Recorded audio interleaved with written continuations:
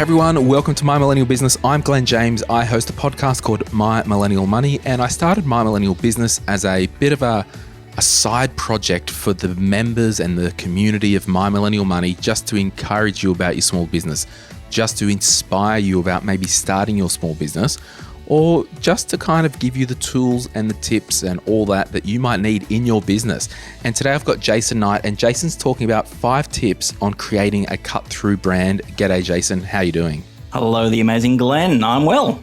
So if you're a regular of My Millennial Money and you've watched our YouTube, Jason has helped me professionally in all my design stuff for probably over 10 years. I think he's more of a designing wizard genius more than anything. And if you've seen our show on YouTube, the set in My Millennial Money, M3 TV, he did all the background, the creative. He's managed to take what's the methods in my head, extract it out of me and make it kind of come to life. So Jason, you run a company called Moved by Design. Tell us a little bit about what you do for people, and how you're working day to day helping brands come to life. Yeah, great question, Glenn. And thanks for the plug about your world in the background there. I think the greatest fame is not being the creative behind the scenes, is actually extracting the stuff in your head and getting that visualized out there. Yeah, look, that's essentially what I have done for a whole bunch of brands, giant nationals as well as some local ones. But it's really around focus, clarity, and alignment. So aligning the voice and the visuals to the customer. That's I guess really the big point what I do. So it's brand identity. So everything from a logo, a brand story, the messaging, and bringing that to life through printed materials, offline, online, you name it.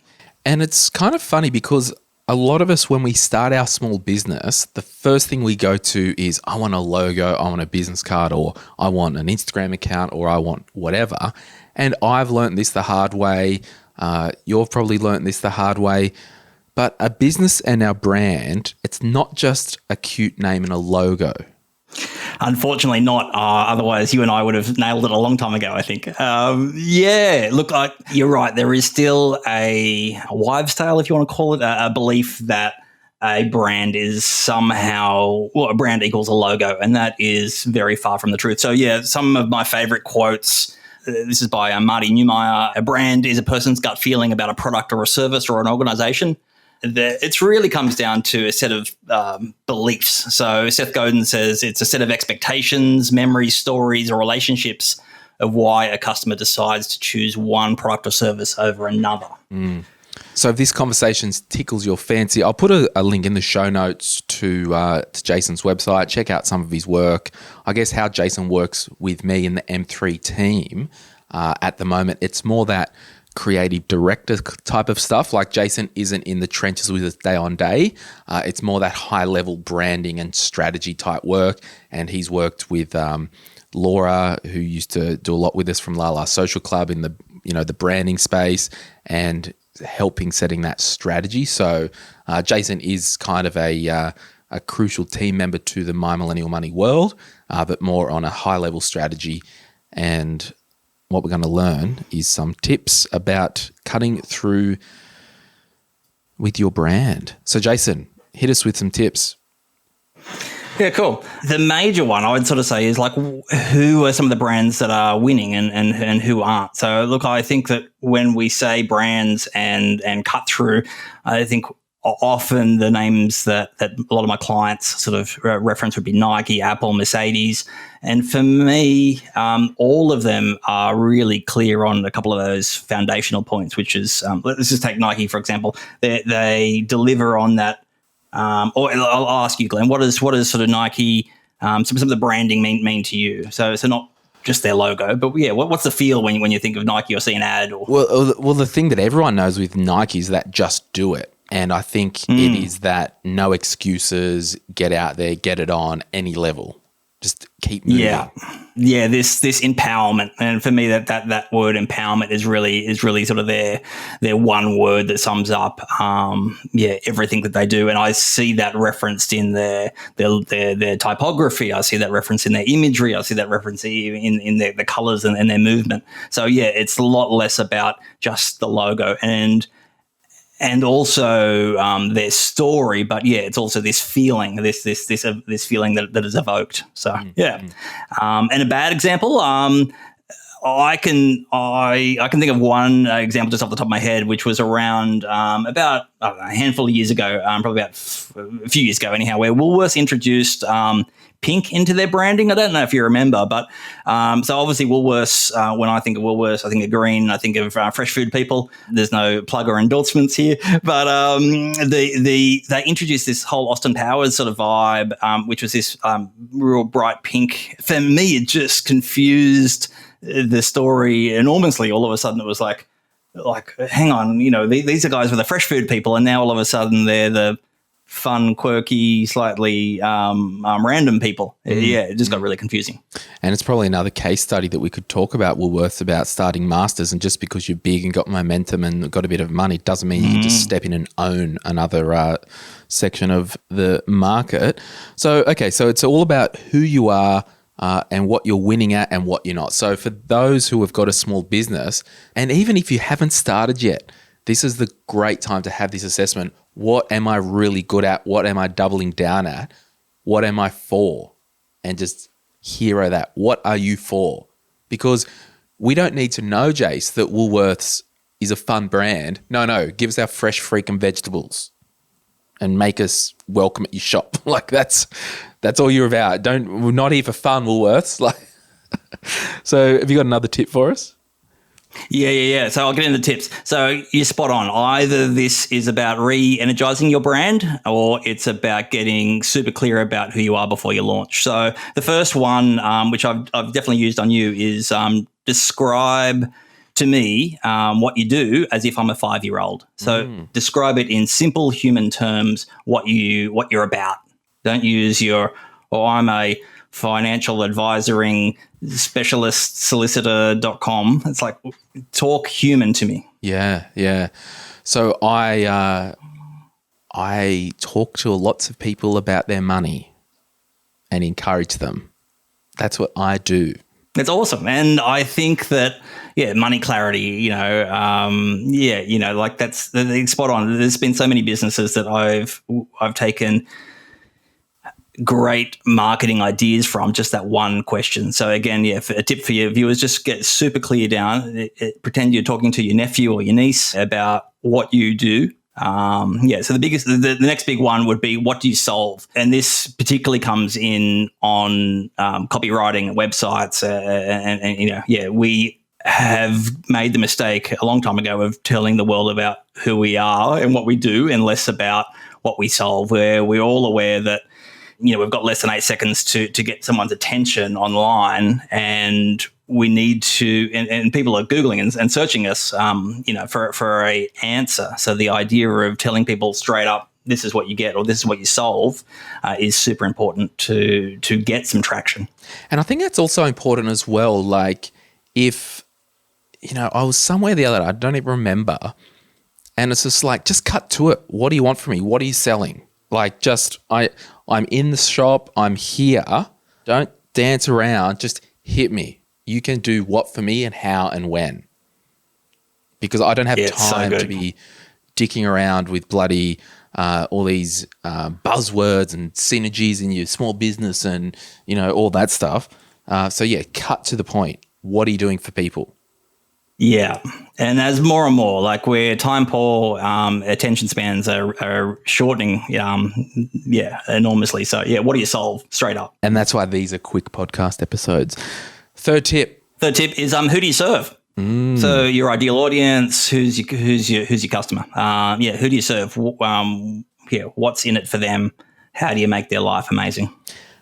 The amount of small business owners that don't get this, and you talk to people and, they're really stressed about, like, given we've all got this level of stress in our life and we don't always have the perfect day.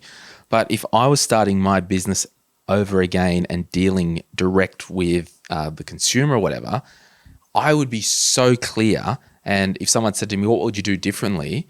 From the start, I wouldn't put up with dickheads, which means those quote unquote dickheads, it's not that I'm not putting up with them. I'm just not serving that type of client. Yeah. I want to service this type of client and I want to do it very well. And if it means I miss every third client because they're not my target or ideal client, avatar, whatever buzzword that you use in that marketing world, I think you'll have less stress in your life and end up making more money. Yeah, absolutely. It's you said it really well on I think it was on Customer Expectations podcast just before. Yeah, where you were addressing people valuing you and your time and your energy, and that's spot on. So who do you serve? And I think majority of the businesses that I've worked in are service-based business, so they're not after the quick one sale. They're after the long-term relationship, and so the more and more you get super clear on. Literally on your website, you could say, this is for you if tick, tick, tick, tick, tick. And this isn't for you if you're after a cheap logo, cost cutting if you're after, So well, even that's funny really you say clear. that. On my Glenn James spending plan, I do an online course that is like a budget and spending plan, cash flow and all that. I've actually got, this is not for you if you've already got a system set up and it's working, because I can't help you. I can't add any value if you pay me. So we used to be, I think as a community or as a people, and I don't know if technology and transparency is just the norm now, and it should be, but I think it's okay to say I can't help you. I think it's really healthy. Absolutely. It's frustrating when we think that we, as a service provider, are the McDonald's that just wants to give, sure, you can either get a small burger or a big burger, but either way you're having a burger. It's like, well, hang on, we want something different. We are, why can't I get Pepsi? Yeah. Fourth tip. Cool. One big theme or one big idea or one big pillar. Create assets. I call them graphical assets, but they're but either create language or graphical assets to help tell your story, whether it's the photo shoot style or whatever it is, but center it around one big idea rather than whatever's trending or some other random idea. So that's well and good if we've got an online business. That's well and good if we're white collar and we've done all that. Talk to us if we're a service-based business, you're a plumbing business. Like, how do we hero that one big thing in a tradies business or construction or something that's actually a thing that you provide that's so tangible, like I've paid you and at the end of the payment term, I walk away with a new building? Yeah, awesome. I think for me, it comes back to what you solve. So let's just take a plumber, for example, because I can think of pipes and water, and we've just recently redone a bathroom. So for me, the one big idea or one big theme isn't just plumbing. The one big theme might be always on time, or one big idea might be plumbing that doesn't leak. I don't know, whatever the one big idea is. Let's just take time. So yes, you'd have a logo, you'd have fonts, and you'd have a business card or some signage on your van. But the one big idea might be, always, there's this big time clock or all these little references to time all over things. Or, it could be the photo shoot. Yeah. What about like your one big thing? Like you could, as a tiler, hero vintage restoration work because that's the work you love. Like, is that what we're talking about rather than yes, I'm always on time? That's awesome. You can get that from a lot of other people, but can we hero this? We deal with doctors or we do. Yeah, absolutely. Absolutely. It's probably not a pillar as much as it's probably more a service or more of a product niching aspect. But I think that is what is an aspect of that, which is really dial in. I guess the whole point of all of this is around focus, clarity, and alignment. So we're talking about focus and clarity here, like really dialing in the exact people that you serve, the exact service that they're after, and how you're going to deliver that. And last little tip for today is around talking with creatives. So talk to creatives using visuals. So again, we've used this lots of times with you, Glenn, like describe your brand. If it was like a car, or if it was like a drink or a celebrity, try not to spoon feed the creatives when they're helping developing your brand, but give them some visual tools so that they can picture and dream themselves. Yeah, that's really cool. And I'll know from like personal experience with working with Jason over the years, I actually invested pretty heavily when I rebranded my, and I'll call it a mum and dad type shopfront financial planning business and all that stuff.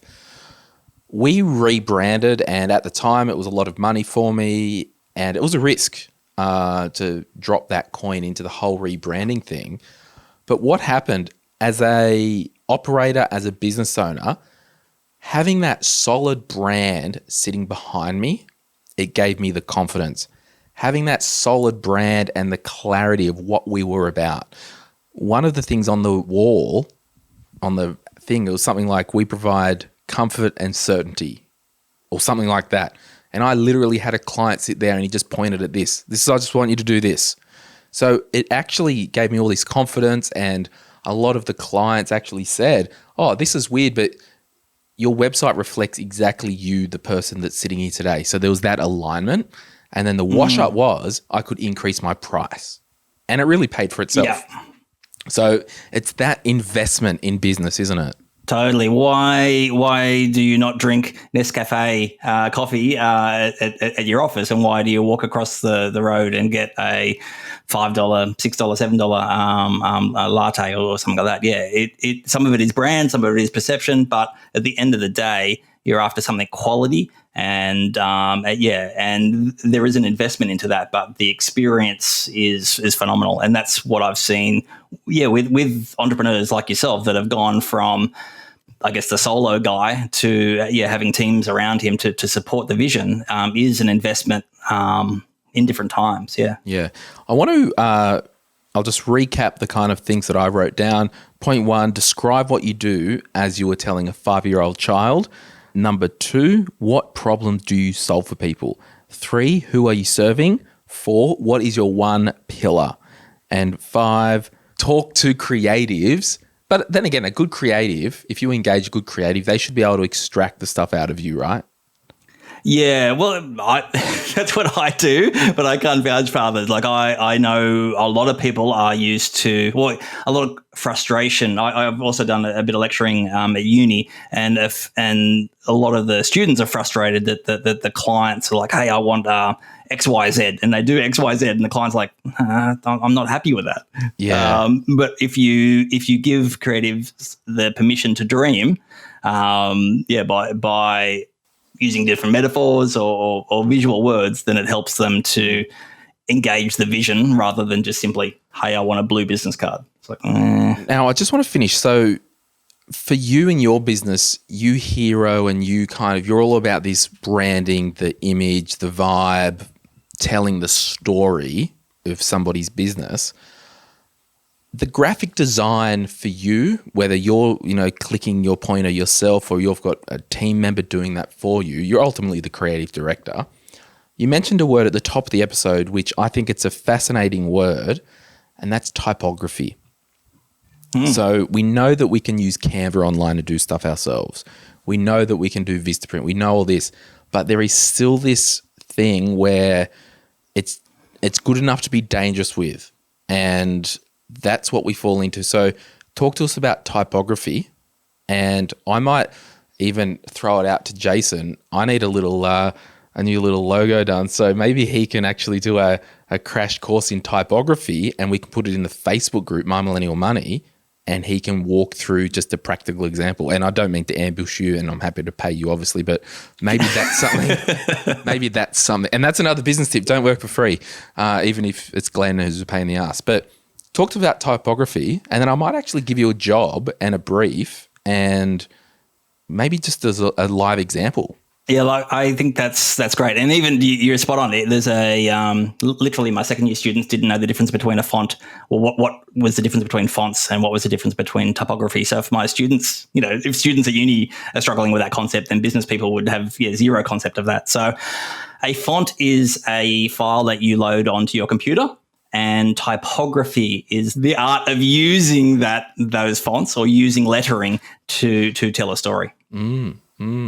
So there you go. So the biggest difference, is like using Arial as a typeface or Times New Roman. And again, there's nothing wrong with those typefaces in a logo, but there is leading and height adjustments that you can do to make sure that type sings and tells a story rather than just simply slap bam, there it is in default. And what I've learned from you, it's like when we look at a brochure, we look at a logo, where is your eye going without you knowing? Yeah, spot on. So it's like the flow of the document. Yeah, it's the old artwork rules of, where's the Z in the painting? You know, where does your eye go and engage in the storytelling? People are time poor. They snack on bytes of information as we're scrolling through socials. People need to be able to quickly see who this is this for them? Within, I think, less than a second. Yeah. Rather than the old idea of here's a paragraph of text that you may or may not ever read. Mm. So if you do have a business, and I don't get a cent from Jason, but if you've got a business and maybe you've got a base kind of thing, you've been in it for a couple of years and you really want to turn it up a notch, check out the link in the show notes of Jason's website. Contact him. He works all over Australia. He's got clients everywhere. But if you're after $300 logo, Jason isn't the guy for you. But it's more you want to take your business to the next level and you do have a little bit of capital that you want to invest in your brand. So, Jason, thanks so much for the tips. And we'll try and get you a video in the My Millennial Money Facebook group. And you can maybe teach people a couple of things about creating a logo or a brief from scratch. Sounds amazing. Thanks, Glenn. All right. Bye-bye.